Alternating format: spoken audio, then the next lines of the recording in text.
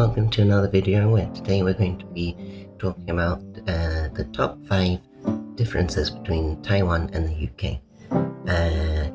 I've been here about 6 months now, so I've had enough time to really soak in the culture and the people and the language and just the whole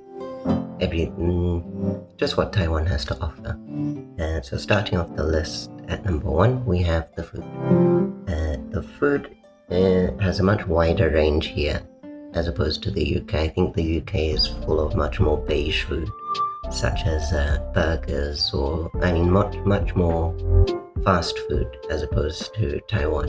The majority of the food that you can get quickly here is steamed as opposed to fried, and that means that there's less oil as well as less salt into the general diet in this country. Like I said, most of the food is steamed. Examples are like steamed buns, xiaolongbao, and the veggies as well. All full of flavor, but very minimal use of oil and unhealthy ingredients. 2 is the people. Generally, I have seen generally Taiwanese people have been very friendly compared to the UK. As a whole, they have a much higher, more positive attitude to life and just a nicer vibe all around. You don't feel so gloomy and depressed in Taipei as you would in London, where everyone smiles like this. So I got lost multiple times, and people were more than enthusiastic to help me find my way back, which was nice, because in London, that's just not gonna happen. 3 is the language. And now, this one is obvious because, I'm in Asia where Chinese is the predominant language.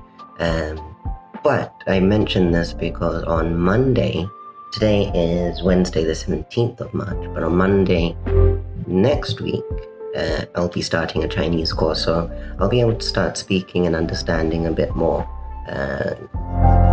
come the next few months. So I'll be updating you guys on that, maybe do a weekly update of what I learned in Chinese. But on the other hand, this also relates back to the people, because they show humility and they are embarrassed when they can't understand me, but I'm in their country, which just shows how the character of the people here. They want to help, they want to speak to you, but if they don't know how to speak English, then they'll go through all lengths to try and communicate and the same message. And I've seen it so many times where they'll blush and smile and I don't understand and so on.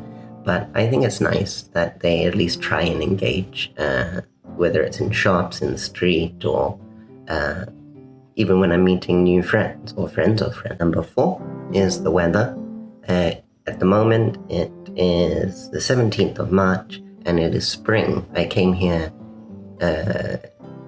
going from autumn to winter in October. So it was very rainy there, so that's a similarity to the UK.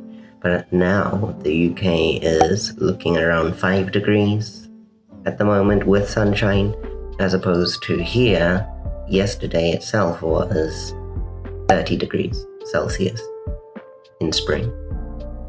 It's not even summer yet.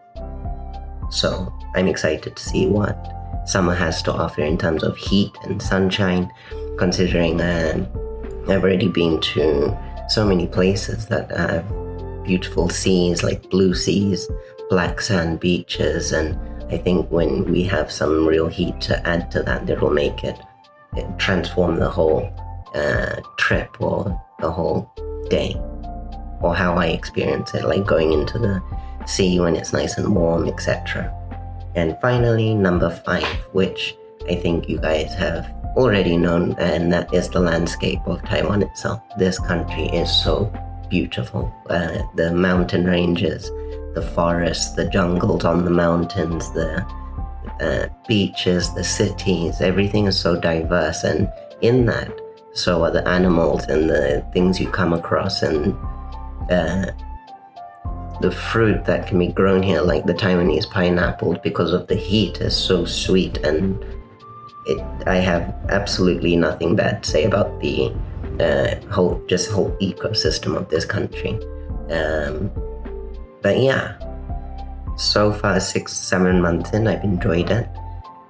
Now I can actually start learning the language. I can adapt to it better and hopefully get along with more people by being able to talk to them, and who knows, even blow some minds by my Chinese. Hopefully it gets that good anyway.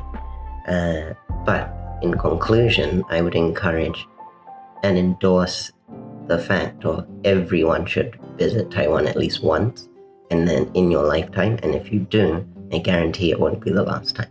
So that is all. This has just been a short video of the top 5 differences between Taiwan and the UK, and I will see you guys in the next one. Thank you for watching.